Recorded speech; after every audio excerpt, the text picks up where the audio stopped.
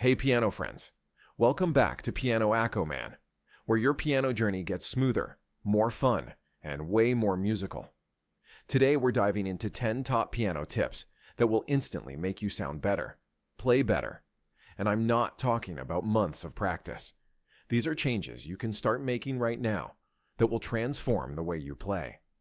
Let's get started. Tip number 1, master proper posture. Your posture is the foundation of your playing.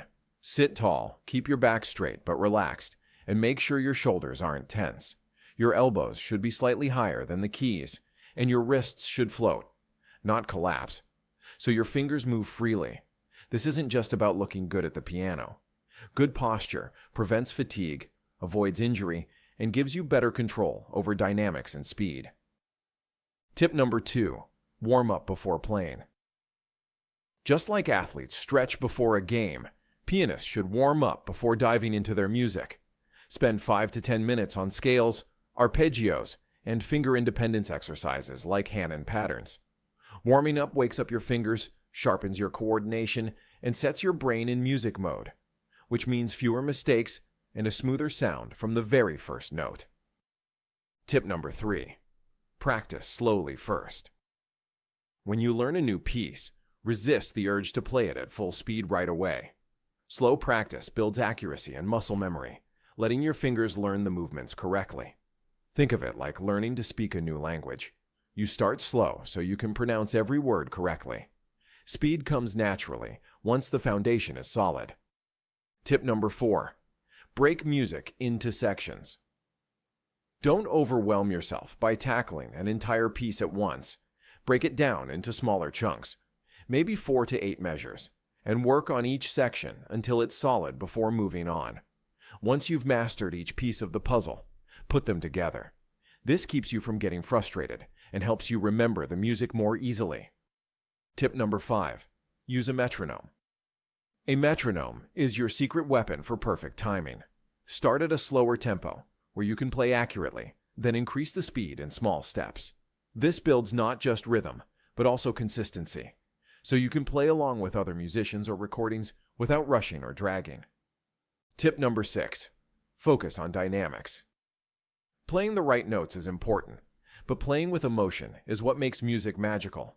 Dynamics are your volume changes, soft, piano, loud, forte, and everything in between. Experiment with different levels of sound, even in simple exercises. This will train your ears and fingers to bring your music to life. Tip number 7, look ahead.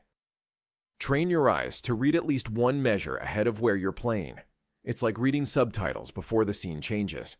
You're always prepared for what's coming. This reduces hesitation, keeps your playing smooth, and helps you tackle tricky passages without stopping.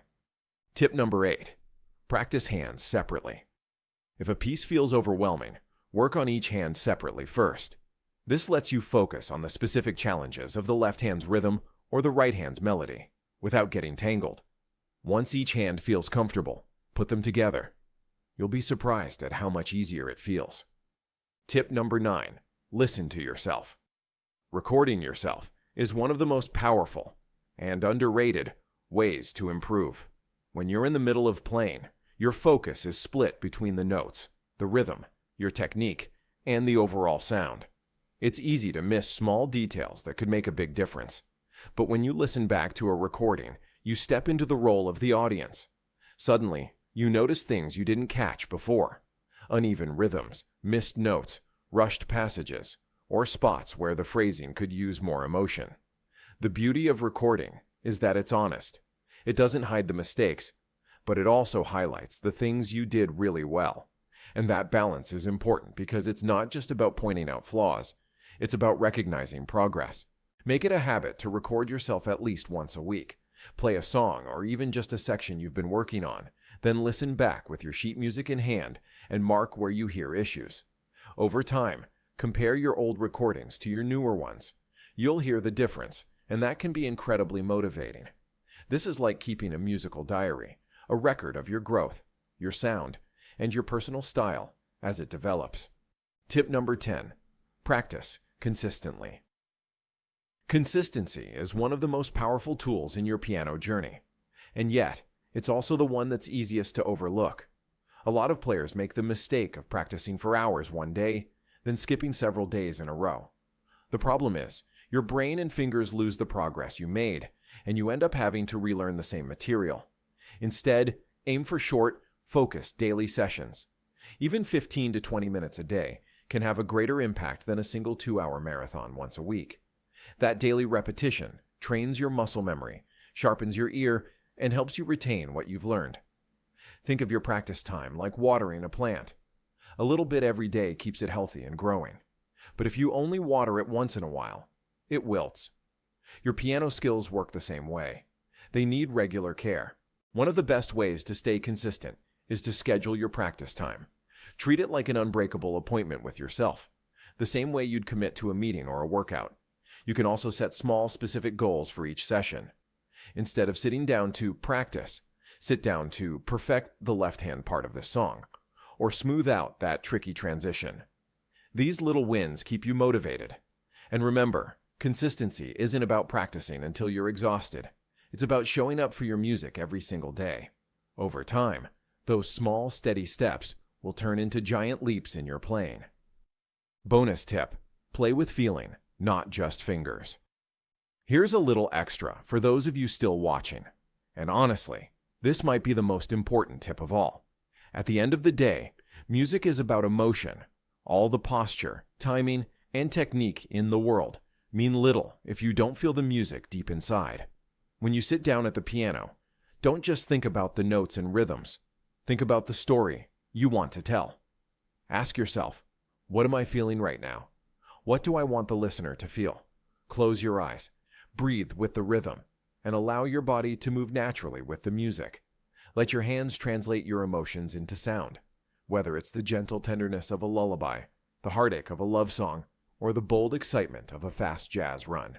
Don't be afraid to exaggerate your dynamics, to linger on a note just a little longer, or to play softer than you think you should. Those subtle choices are what make your performance personal and unforgettable. Whether you're playing for an audience of hundreds or just for yourself, remember, your piano isn't just an instrument, it's your voice. And your voice has the power to speak without words, to comfort, to inspire, and to connect in ways nothing else can. So the next time you sit down at the keys, don't just play, feel, and let your music speak straight to the heart. And there you have it, 10 piano tips plus a bonus one you can start using today to instantly make you sound better.